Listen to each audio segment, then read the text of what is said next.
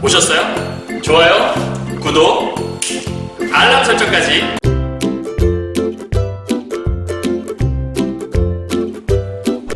안녕하세요. 경화여고 2학년 학생 여러분, 그리고 전국에서 고2 신사고 문화 교과서를 사용하시는 학생 여러분 만나서 반갑습니다. 선생님은 세계 최강 국어쌤 조인수 선생님입니다.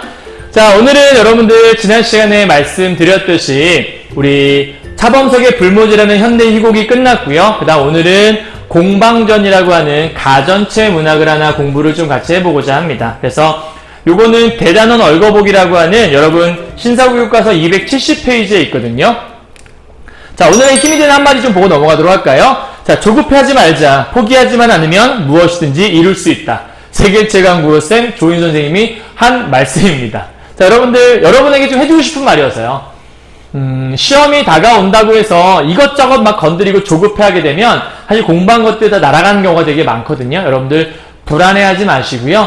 모든 것들 여러분들 다 조급해하면 오히려 더 그르칠 가능성이 더 크거든요. 그래서 여러분들이 할 수 있다는 자신감 가지시고 덤비시는 게 좀 중요하고요. 그렇다고 거만한 것까지는 좀 보이면 안 되겠지만 어쨌든 할 수 있다는 자신감은 굉장히 중요한 것 같아요. 그리고 차분하게 내가 지금 못하는 것이 무엇인지, 현대 시가 약한지, 고전 시가가 약한지, 고전 시가가 약하다면 어느 부분이 약한지, 어휘가 약한지, 아니면 내용 파악 자체가 안 되는지, 이런 것들을 하나하나 잘 따져가시면서 차분하게 준비하시다 보면 어느 순간 다 채워져 있을 거라고 믿습니다. 포기하지만 마시고요. 어렵다고 내버려두지 마시고요. 특히 과학, 비문학 같은 경우에도 버려두지 마시고요. 포기하지 않고 덤비시면 언젠간 다 여러분이 정복할 수 있는 산이 될 것입니다. 힘내셨으면 좋겠어요. 오늘 공방전도 그런 면에서 포기하지 마시고 끈질기게 탐구하시고 함께 선생님 따라서 오시면 좋을 것 같습니다. 최대한 쉽게 설명을 한번 해보도록 하죠. 갑시다. 공방전이라고 하는 요 제목에서 여러분들이 되게 중요한 포인트가 있다고 볼 수 있는데요. 이 공이라는 말이 둥글다라는 뜻을 갖고 있어요. 그리고 방이라고 하는 말이 네모나타에서 네모방자거든요. 그러니까 여기는 둥글둥글한 거고요. 여기는 뭔가 각이 져 있는 모습을 얘기하는 거잖아요. 그래서 여기는 쉽게 말하면 모났다, 모난 성격을 얘기한다 볼 수 있겠고요. 여기는 둥글둥글한 성격이라 볼 수 있는 거니까 이쪽을 우리가 긍정적인 모습이라고 설명을 한다면 여기는 부정적인 모습이라고 설명할 수 있겠죠? 그래서 여러분 보면 알겠지만 여기에 이게 엽전, 돈이잖아요. 옛날 돈을 보게 되면 동그란 면이 있는데 네모난 면이 함께 존재하는 거예요. 그러니까 이런 둥글고 네모난, 즉 긍정적이면서도 부정적인 것들이 함께 존재하는 거니까 굉장히 모순적인 모습을 얘기할 수 있잖아요. 이걸 통해 설명하고 싶은 것들은 굉장히 이중적인 태도를 보여주는, 즉 이 돈의 이중적인 성격을 돌려서 표현한 거기 때문에 우의적이다라고 설명할 수 있는 포인트가 바로 이 돈의 생김새부터 나옵니다. 그래서 여러분 작품 속에도 돈의 모습, 외양을 설명한 부분이 있거든요. 바로 그 부분에다가 이 내용을 함께 써내게 될 거예요. 그리고 돈은 이렇게 해서 꿰어져 있죠. 이런 꿰어져 있기 때문에 꿰 관자를 써서 관지라고 하는 호를 가지고 있는 게 바로 공방이라고 설명되어 있는 겁니다. 이해하셨나요? 자, 그럼 여러분들 이걸 가지고 선생님이 조금 여러분들 공부하기 쉽게 마인드맵이라는 걸 하나 좀 그려보려고 해요. 함께 따라와 보시면 되겠어요? 자, 여기 살짝 지워서 내용만 좀 정리해 볼게요. 임춘의 공방전은 돈을 의인화해서 교훈적인 메시지를 전달하고 있는 가전체 문학이다. 다시 한번 정리할게요. 가전체 문학이라는 거 꼭 기억하시고 교훈적 메시지, 즉 교훈을 준다는 거 기억하시고 마지막으로 의인화되었다는 말. 자, 의인화, 교훈, 가전체. 이 세 개가 포인트니까 꼭 기억하셔야 돼요. 자, 넘어가도록 하죠. 선생님이 아까 공방전을 마인드맵 그려본다고 얘기했었죠? 한번 이렇게 해서 그려보도록 할까요? 첫 번째, 이 작품은 무슨 문학이냐라고 물어본다면 가전체 문학이다. 요 말이 첫 번째 포인트라고 볼 수 있어요. 그럼 가전체 문학은 방금 전에 얘기했었는데 어떻게 지은 작품이지? 자, 가전체의 뜻은 가짜 전기란 뜻이에요. 그러니까 사람의 일대기를 적어놓은 거 우리는 전기라고 하잖아요. 그러니까 기이하다 할 때도 전기적이라고 하지만 사람의 일생을 기록해놓은 걸 전기라고 하거든요. 그런데 가짜 전기니까 사람이 아닌 존재의 일생을 기록해 놓은 것들. 어쨌든 그럼 얘도 일대기적 구성으로 되어 있다는 게 특징이라고 볼 수 있겠죠. 그리고 사람이 아닌 존재를 사람처럼 표현했을 거니까 의인화되어 있다는 게 하나의 특징이라고 볼 수 있을 거예요. 이걸 꼭 기억하셔야 돼요. 자, 그러면 이 의인화를 살짝 빼오도록 하죠. 이 공방전은 무엇을 의인화한 거냐면 돈을 의인화했다라고 방금 전에 설명을 드렸었어요. 그죠? 그럼 돈을 의인화해서 뭘 얘기하고 싶었냐? 이 돈의 두 가지 모습을 설명하고 싶었어요. 돈을 가진 사람들은 더 돈을 막 갖고 싶어 해요. 그래서 돈의 탐욕적인 부분들을 노래하고 있는 것 하나하고요. 결국 이 돈을 모으기 위해서는 정상적인 방법이 아니라 온갖 부정한 방법, 즉 비리에 관한 부분들을 묘사하고 있어요. 그래서 공방의 탐욕적인 면모와 비리에 관한 면모가 책 속에 드러나 있다는 게 중요한 포인트. 그래서 결국 이걸 통해 이 돈이라는 게 얼마나 큰 피해를 끼쳤는지 돈의 폐해에 대해서 설명하고 있는 게 바로 이 작품이라고 볼 수 있습니다. 여기까지가 두 번째 마인드맵이고요. 다음 세 번째. 아까 설명에서 봤지만 굉장히 둥근 성격도 있지만 그 안에 모난 성격이 함께 들어있다라고 얘기해서 이중적인 면모를 가지고 있는 게 바로 공방전에서의 모습이었다. 그래서 이중적인 성격이라고도 아까 설명했던 것 같아요. 다음 네 번째요. 공방전은 무엇을 주기 위한 것이라고 얘기했냐면 교훈을 주기 위한, 그러니까 순수 문학이 아닌 거죠. 하나의 목적을 지닌 목적 문학이라는 걸 여러분들이 머릿속에 담아 놓으셔야 돼요. 그럼 목적 문학인데 어떤 목적이 있는데 교훈을 주기 위한 목적이 있어. 그래서 이 교훈을 통해서 뭐를 일깨우는 거냐면 경계심을 일깨우는 그러한 역할을 하는 게 바로 이 공방전의 가장 중요한 포인트라고 볼 수 있는 거고요. 마지막으로 결국은 돈을 지닌 사람들의 탐욕적인 모습을 비판하기 위한 건데 이 안에서는 돈 자체를 비판하거든요. 실제 공방이라는 인물은 존재하지 않으니까요. 그래서 그러한 사람들을 돌려서 비판한다, 돌려친다라고 얘기해서 이 작품을 다른 말로 우의적이다라고 마지막으로 설명할 수 있을 것 같아요. 이렇게 해서 마인드맵을 한번 그려봤다라고 보시면 될 것 같습니다. 이해하셨나요? 오케이? 되게 중요한 포인트니까 머릿속에 잘 기억해 두고 계세요. 자, 그렇다면 다음 넘어가 보도록 하죠. 자, 가전체 문학은 그럼 어떤 구성으로 되어 있나? 이게 되게 중요한 건데요. 가전체 문학의 구성은 이렇게 3단계로 되어 있어요. 첫 번째가 도입, 두 번째가 전개, 세 번째가 비평으로 끝나고요. 다음 도입 부분에서는 뭘 하느냐? 이 가전체 문학의 주인공이 어떻게 등장하는지 그 등장, 이거 선생님이 표기를 해왔을 것 같아요. 해왔던 것 같아요. 그죠? 맞아요. 등장 배경을 설명을 보통 해요. 여러분 잘 보이시라고 선생님이 일부러 좀 표기를 해왔는데, 자, 도입 부분에서는 등장 배경에 대한 걸, 그러니까 얘가 어떻게 등장하게 됐는지를 설명한다는 얘기죠. 다음, 전개에 가게 되면 뭘 설명하냐면, 이 등장 인물의 특징이라든지, 얘로 인한 패단이라든지, 얘가 일생 동안 어떻게 살았는지, 이런 것들을 쭉 서술해 가게 됩니다.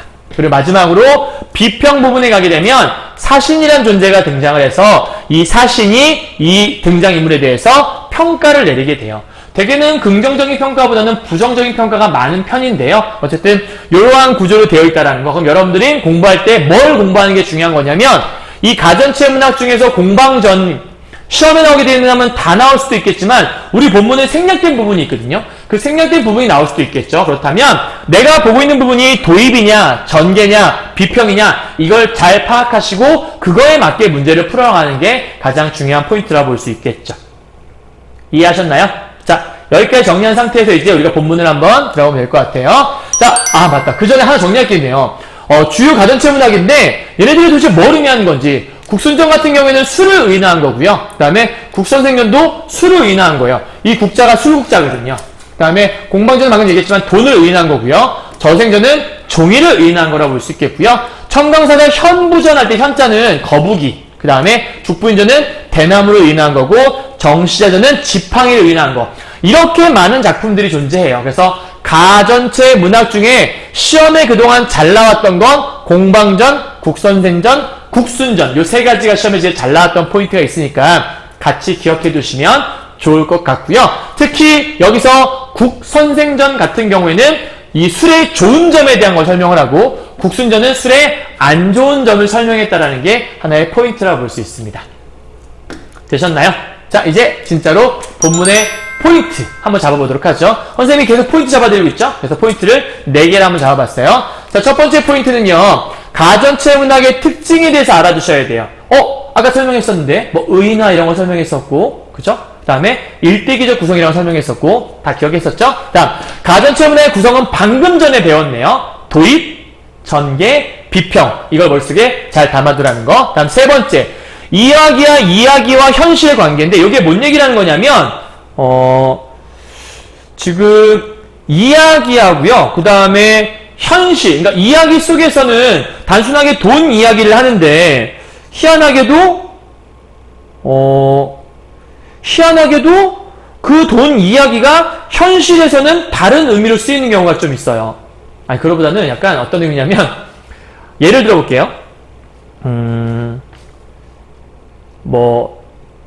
예를 들면 공방이 세상에 나왔는데 잘 쓰이지 못했다. 이렇게 돼 있다면 단순히 공방이 잘 쓰이지 못했다는 게 뭘 의미하는 거냐면 이 공방에 그러니까 돈이라는 것들이 세상에 나와서 잘 쓰이지 않게 되었던 모습을 이렇게 약간 간접적으로나마 드러낸 부분이라고 보시면 될 것 같아요. 무슨 말 이해하셨죠? 그러니까 그런 것들을 비교해보는 것들을 선생님이 설명을 다 해드릴 거니까 그걸 통해 한번 보시면 될 것 같고요. 그 다음에 마지막에 사실은 논평 부분, 여기가 제일 핵심이거든요. 이걸 통해서 이 인물이 어떤 인물인가를 쫙 설명하게 되는 거니까 그거를 잘 기억하시면 어렵지 않을 것 같아요. 되셨죠? 자, 그러면 이제 들어가 보도록 할게요. 자, 공방전입니다. 공방의 자는 아까 얘기했지만 이 공자가 네모 공자였죠? 아니, 네모 공자, 둥글 공자. 그래서 이 둥글 공자에다가 네모 방자라고 볼 수 있는 거니까 공방의 외의 양을 설명한 걸 볼 수 있겠고요.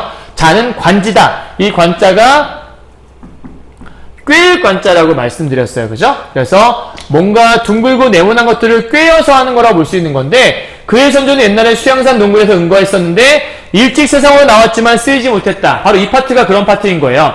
일찍 세상에 나왔다는 얘기는 일단은 돈이 등장을 하긴 했지만 이 화폐가 널리 유통되지 않았다라는 것들을 설명하는 부분인 거죠. 이게 이야기 속의 모습인 거고 현실 속의 모습인 거예요.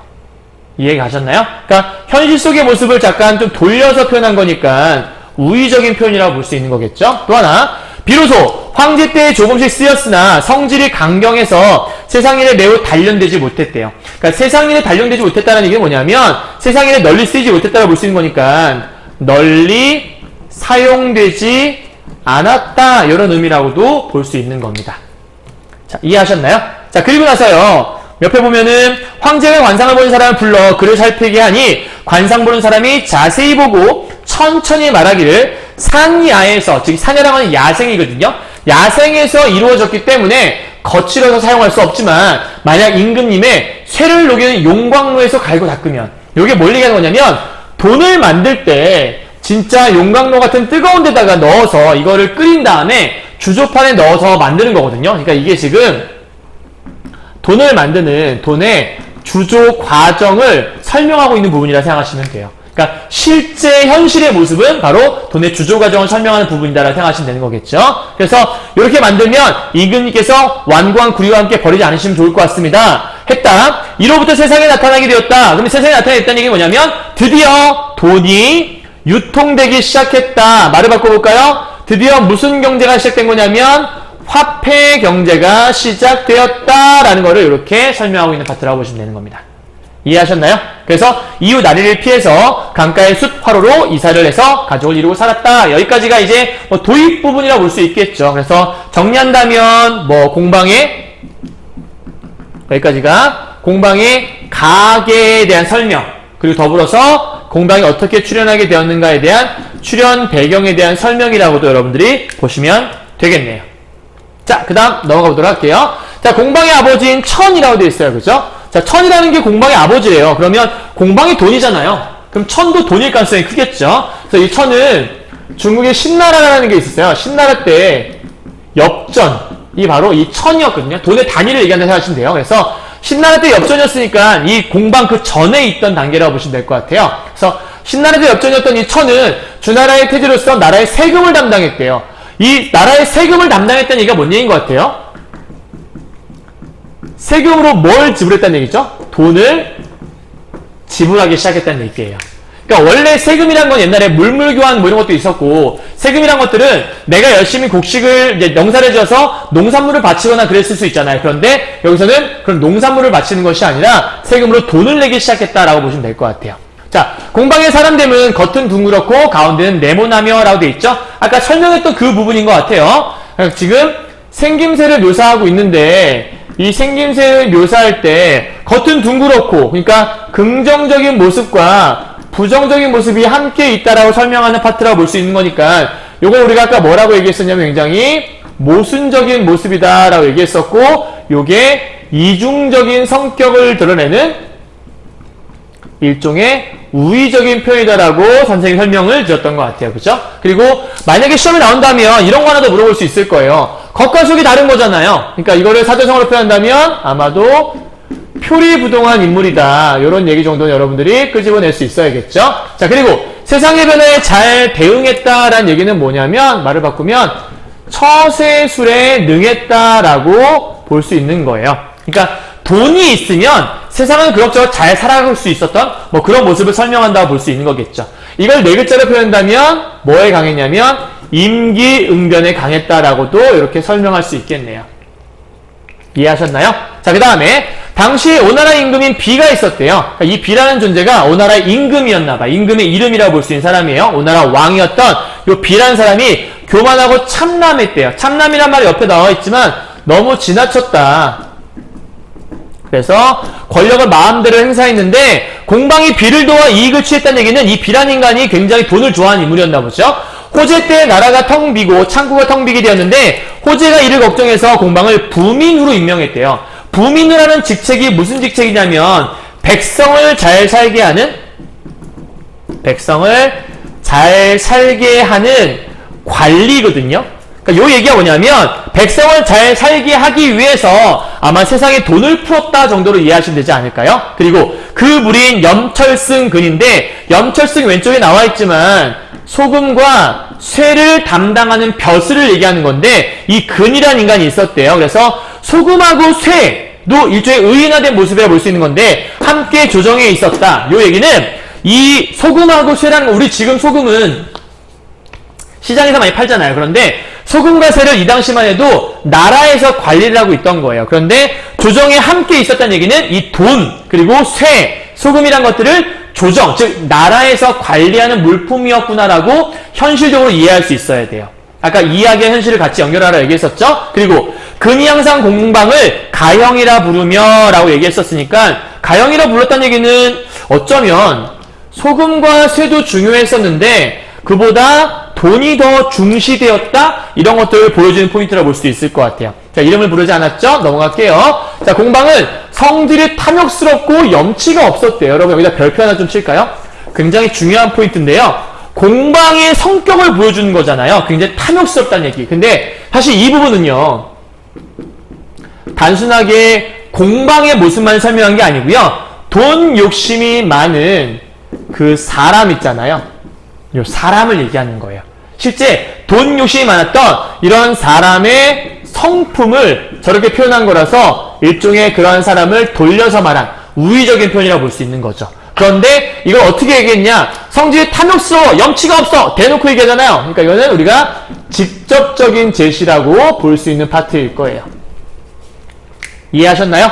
그러니까 공방은 탐욕스럽고 염치가 없었다라는 얘기는 단순히 공방한 데 얘기라는 게 아니라 공방, 즉 돈을 가지고 있는 사람들의 탐욕, 그것들을 이렇게 표현하고 싶었다라고 보시면 될 것 같고요. 그 다음 자모의 경중을 저울질하는 것을 좋아했다라고 지금 설명되어 있죠. 자, 자모라고 하는 것들은 왼쪽에 나와 있죠. 원금과 이자라고 설명되어 있어요. 그래서 자모의 경중을 저울질한다라는 것들은 원금을 빌려주고 이자를 받아 먹었다라고 볼 수 있는 거니까요. 일종의 돈을 많이 불려나갔겠죠. 재산 관리에 능했다, 이런 모습들을 이렇게 설명하고 있다고 보시면 될 거예요. 자, 그리고요, 공방은 국가를 이롭게 하는 것에는 도자기와 철을 주조하는 것만 있는 것이 아니라고 얘기했대요. 그러니까 그 얘기 뭐냐면 도자기와 철을 주조하는 것도 물론 중요하지만 또 중요한 게 있다는 거죠. 그게 뭐냐? 백성들과 함께 조그만 이익을 다투고 물가를 올리고 내리고 곡식을 천대하고 화폐를 귀중하게 여겼다. 즉 이것만 중요한 게 아니라 화폐 역시도 중요하다라고 지금 설명을 했다라는 거예요. 그리고 또 더불어서 여러분, 지금 저 가로를 묶어놨잖아요, 선생님이요. 백성들과 함께 보니까 이익 다투면서 뭔 짓을 하냐면, 뭔 짓이란 말이 좀 웃기긴 하지만, 백성들이 근본을 버리고 끝을 쫓도록 했대요. 여러분, 이거 하나 알아야 되는데, 옛날 우리 조선시대 사고방식 중에 뭐가 있었냐면, 유교적인 사고방식인데요. 산홍공상이라는 게 있었어요. 여러분 들어봤나요? 산홍공상이라는 말? 요 산홍공상이라는 게 뭐냐면, 이 사자가 선비사자예요. 그래서 옛날 조선시대 때 있던 사람들 계층들을 약간 계급이라고 하면 좀 웃기고요. 좀 귀한 순서대로 좀 묶어놓았다? 이렇게 보시면 이해가 좀 더 쉬울 텐데, 여기서 사자가 선비사자, 그러니까 제일 귀한 사람은 선비. 그 다음 귀한 사람은 농민, 그리고 공업, 그 다음에 상업이라고 이렇게 볼 수 있을 것 같아요. 그러니까 뭔 얘기하는 거냐면, 여기는 상업이 제일 천시되던 직업이었던 거예요. 그러니까 여기 보면 이 근본을 버리고 요 끝이라는 게 바로 상업을 얘기한다고 볼 수 있는 거죠. 산홍공상의 상자. 그러면 여기서 근본이라고 하는 건 뭐냐면 선비를 얘기하는 건 아니고 이거는 농업을 얘기한다고 보시면 돼요. 왜냐하면 곡식이나 이런 것들이 없으면 사람이 근본적으로 살 수가 없잖아요. 그래서 이러한 백성들이 농업을 버리고 상업만을 쫓게 해서, 여기 써있네요. 농사 짓는 것을 방해했다라고 쓰잖아요. 그러니까 지금 요 모습은 뭐냐면 농업을 천대했던, 즉 뭐 때문에 농업을 천대했다고 볼 수 있는 거냐면 상업을 중시하느라고. 그러니까 지금 요 밑줄 부분이 의미하는 건 바로 상업을 중시하고 농업을 천대했던 모습을 설명하고 있는 거죠. 이것이 왜 생겼냐? 바로 돈 때문에 생긴 거니까 여기 요 괄호 파트에 들어가는 말이 바로 이 돈의 안 좋은 폐해에 대해 설명하고 있는 거죠. 그러니까 이 작품은 돈의 어떤 장점에 대한 부분이라기보다는 돈의 잘못된 점, 돈으로 인해 생기는 문제점에 대한 것들을 쭉 나열하고 있다고 볼 수 있을 것 같아요. 그리고 당시에 간관들은 여러분들 어떤 사람이냐면 간언하는 사람들이라고 볼 수 있는 건데, 일종의 옳은 말을 해주는 거죠. 그러니까 조언을 해준다 생각하시면 될 것 같아요. 이렇게 옳은 말을 하는 사람들이 자주 상소를 올려 공방을 비판하기도 했어요. 왜냐하면 공방이 잘못된 점들을 간언하는 사람들이 비판을 했겠죠. 그런데 호재가 이를 받아들이지 않았고 공방은 교묘하게 권세 있는 귀족들을 섬겨서 그 집을 드나들었대요. 그러니까 뭐냐면 그 집을 드나들었다는 얘기는 이 권세 있는 귀족들이 서로 돈을 잃게, 그죠? 그리고 권세를 부르고 관직을 관직을 올리고 내리는, 즉 관직을 돈을 가지고 사고 팔았다라는 얘기를 하는 걸 볼 수 있겠죠? 이런 거 많이 들어봤을걸요? 관직을 사고 팔았다, 돈을 주고서. 이런 걸 우리가 네 글자로 뭐라고 설명했었냐면 매관, 매직이란 말을 했었죠. 그죠?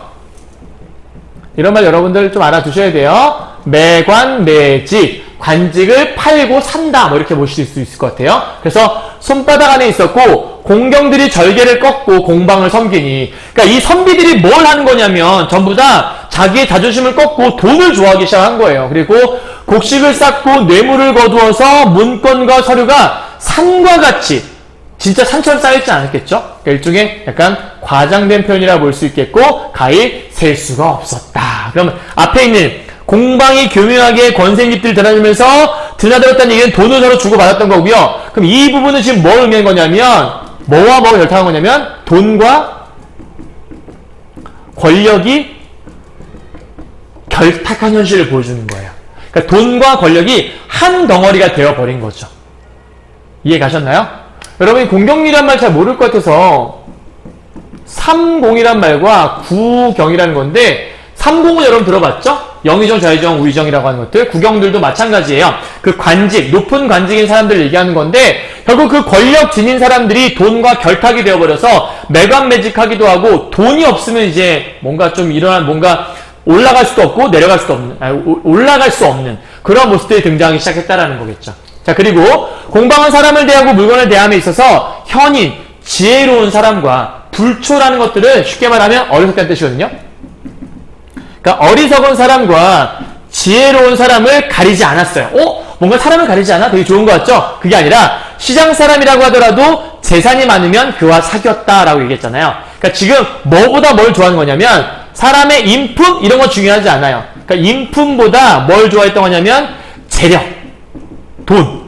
이 재력으로 사람을 판단했던 일종의 뭘 보여주는 거냐면 굉장히 속물근성을 보여주는 파트라고 볼 수 있을 것 같아요. 이해하셨죠? 그러니까 인품보다는 이 재력으로 사람을 판단하는 이런 속물근성을 보여주었던 모습이라 볼 수 있겠고요. 이런 것을 말합니다. 공방은 때로는 동네의 나쁜 소년들을 따라다니면서 바둑을 두고 격오를 일삼았고요. 격오가 오른쪽에 보니까 주사위 노래니까 약간 도박 같은 것도 얘기하는 거 볼 수 있어요. 그러나 승낙을 잘했기 때문에 당시 사람들이 이를 두고 공방의 말 한마디는 무게가 금 100금과 같다. 그러니까 공방의 말 한마디가 금과 같다고요. 이 얘기는 뭐냐면 이 돈, 그러니까 공방이라고 그냥 할까요? 공방이 얼마나 절대적인 권력을 가졌는지를 이렇게 설명해주고 있는 파트라고 볼 수 있어요. 공방의 절대 권력을 설명한 부분인 거죠. 이해하셨나요? 굉장히 중요한 파트네요. 자, 여기까지 보게 되면 공방의 품성도 설명할 수 있지만 공방의 패단에 대한 것들을 쭉 설명하고 있는 거니까 여기까지 살짝 끊어볼까요?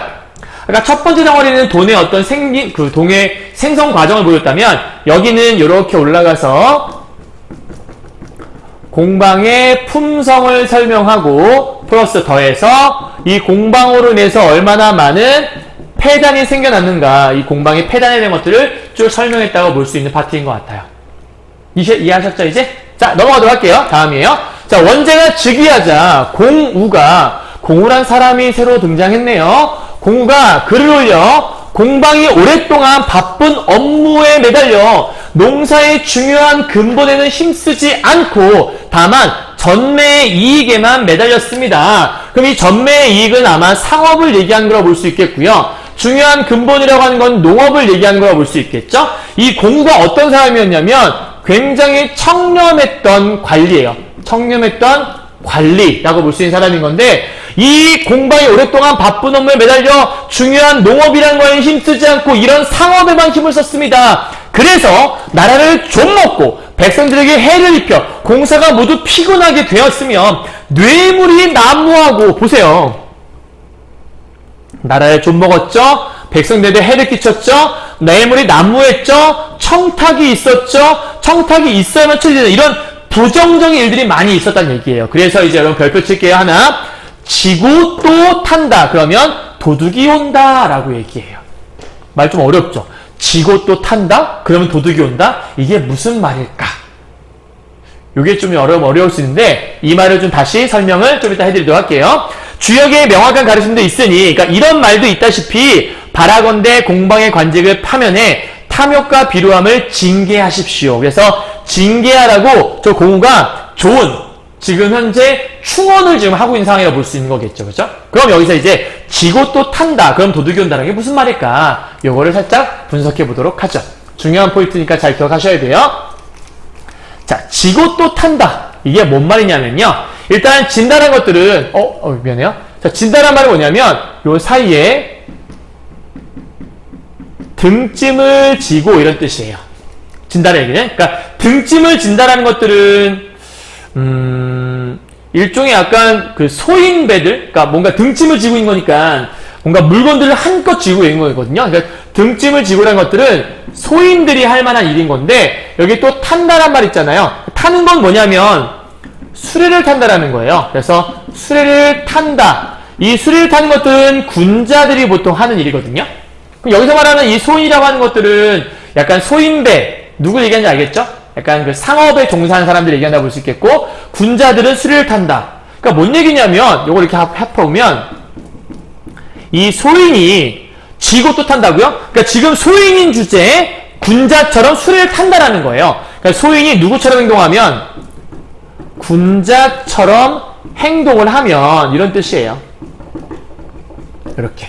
그러니까 지고 또 탄다. 즉 소인이 군자처럼 행동을 하면 지고 또 탄다. 등짐을 지고 수레를 탄다고? 아, 소인이 군자처럼 행동을 하면 여기 보니까 도둑이 든다라고 돼 있잖아요. 그래서 도적이 들게 된다라고 설명하는 말이 되는 거예요.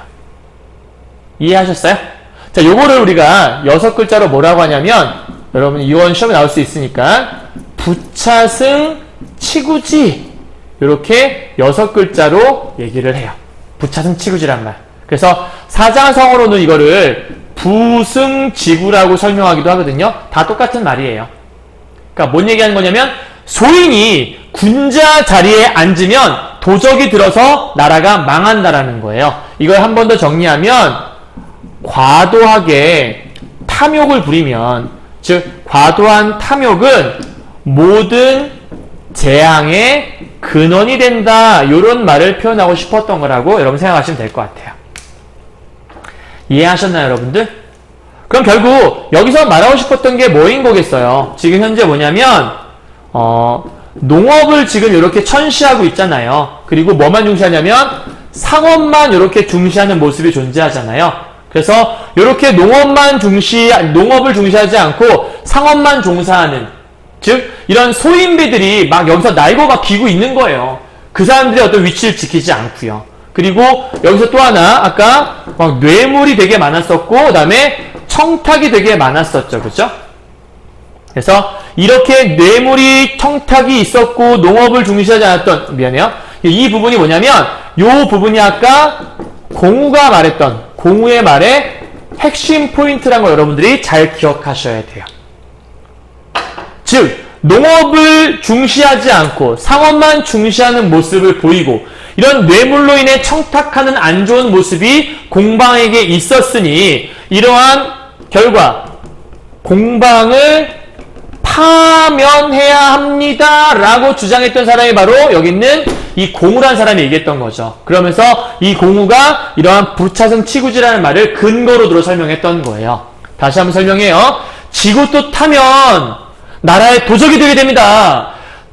상인 주제에 등짐을 지고 군자처럼 수리를 타면요, 과도한 탐욕을 부리면요, 나라의 도적이 들어서 망하게 돼요. 즉 과도한 욕심을 부리면 안 된단 말입니다. 그러니 저 공방을 쳐내십시오 라고 지금 설명하고 있는 거예요. 이해하셨나요? 어렵지 않죠? 자, 공우의 상소에 대한 부분이었던 거예요. 잘 기억하세요. 자, 넘어가 보도록 하죠. 사실은 다음과 같이 논평을 했다가 나오네요. 그러면 우리가 이제 도입과 전개에 이어서 마지막 사신의 논평 부분으로 간다라고 볼 수 있겠네요. 자, 마무리 논평을 한번 해보도록 하죠. 자, 사신은 다음과 같이 논평을 합니다. 그럼 사신의 역할이 어떤 역할일까? 사신은 되게 중요한 포인트인데요. 별표요. 작가의 목소리를 대변하는 존재가 바로 이 사신의 역할입니다. 즉, 사신의 말 속에는 작가의 목소리가 들어있다는 얘기겠죠. 다른 사람의 신하가 된 사람의 두 마음을 품고 큰 이익을 쫓으면 안 됩니다. 이 사람이 과연 충신입니까? 공방이 때를 잘 만나고 좋은 주인을 만나 정신을 모아서 정중한 약속을 했는데 생각지도 못한 많은 사랑을 받았는데 당연히 이로운 일이 생기게 하고 해로운 것을 제거해서 은덕을 갚아야 하는데 비를 도와, 아까 오나라왕 비가 있었죠? 비를 도와 권력을 마음대로 하고 마침내 자신의 무리들을 심었습니다. 즉 공방의 부도덕함을 얘기하는 거죠. 즉 은덕을 갚아야 하는데 은혜를 입어놓고 배은 망덕한 일을 행하고 있다라고 볼 수 있는 파트인 거겠죠. 여기까지 이해하셨나요? 자, 그래서 공방의 이러한 행동은 충신은 경계 바깥의 사귐은 없다는 말에 위배되는 것입니다. 넘어가죠. 공방이 죽고 그의 무리들이 다시 송나라에서 기용되었습니다. 그 얘기는 공방이 죽었다라는 얘기는 돈이 더 이상 쓰이지 않게 되었다고 볼 수 있는 건데 다시 쓰였다라는 얘기는 돈을 완벽하게 없애지 않았던 거예요. 그렇죠? 그러니까 다시 기용됐다라는 것들을 돈을 완전히 없애지 않았던 걸 얘기하는 거죠. 그 결과 권력자에게 또 아부하고 올바른 사람들을 모함하게 됐으며 짧고 길은 이치가 하늘에 있다고 해도 공우의 말을 받아들여 한꺼번에 공방의 무리들을 죽였어야 되는데 그랬다면 뒷날의 근심을 모두 없앨 수 있었을 텐데 공방의 무리들을 억제하기만 해서, 즉 완벽하게 돈을 없애지 않아서, 그죠? 그 후세까지 폐단을 미치게 했으니, 즉 돈을 없애지 않아서 생긴 폐단에 대한 설명을 쭉 하고 있다라고 볼 수 있는 거죠. 이해했죠? 그래서 일보다 말이 앞선 사람은 항상 믿지 못할까를 근심하지 않겠습니까? 너무나 큰 근심이 가득합니다. 즉 현재로서는 공방이 되게 안 좋은 점들에 대해서 쭉 얘기를 하고 있는 것 같죠? 자, 그래서 여기서 작가의 생각을 한번 정리해 보도록 할게요. 여기다 쓸까요? 그럼 작가의 생각은 도대체 핵심 포인트가 무엇일까? 요거를 좀 마무리해 보도록 하죠. 작가의 생각은 뭘 얘기하고 싶었을까? 일단 작가는 돈의 부정적인 면에 집중했던 것 같아요. 그죠? 안 좋은 면이 있었다라는 거죠. 그럼 돈의 안 좋은 점은 뭐가 있었을까? 일단 두 가지라 볼 수 있어요. 부정적인 면은 크게 하나는 탐욕적인 파트가 있겠고요. 또 하나는 비리적인 파트가 있다 볼 수 있어요. 그러니까 탐욕이라고 하는 건 뭐냐면 아까 사소한 이익까지 막 다투는 더 많이 가지려고 하는 그런 모습, 탐욕적인 모습이 있었죠. 그 다음 비리는 매관 매직에 관한 모습이 있었죠. 그죠? 좀 여기다 정리해 드릴까요? 탐욕에 대한 부분은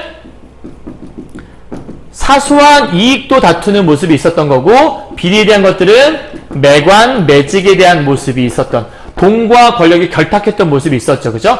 이러한 돈의 부정적인 면에 집중을 했었다. 그래서 이것을 통해서 결국 하고 싶은 얘기는 이러한 돈의 폐단을 비판하고자 했던 것이 바로 작가의 생각이었겠구나 라고 여러분들이 기억하시면 됩니다.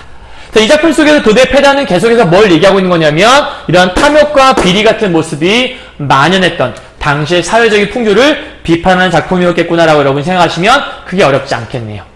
되셨나요? 자, 이 작품은 뭐 핵심 학습 활동도 없고요. 그 다음에 뭐 작품의 갈무리도 없기 때문에 바로 마지막 이것만은 꼭꼭꼭 정리해보면 될 것 같아요. 정리해볼게요. 자, 갈래 가전체 문학이고요. 그 다음 풍자적 교훈작이 아니라 교훈적인 작품이고요. 그 다음에 전기적인 작품이라고 얘기했어요. 물론 이때의 전기라는 건 여러분 이해하시죠? 이거는 일대기적이란 말과 동일한 말이라고 보시면 돼요. 이거 교훈작이 아니라 교훈적이에요.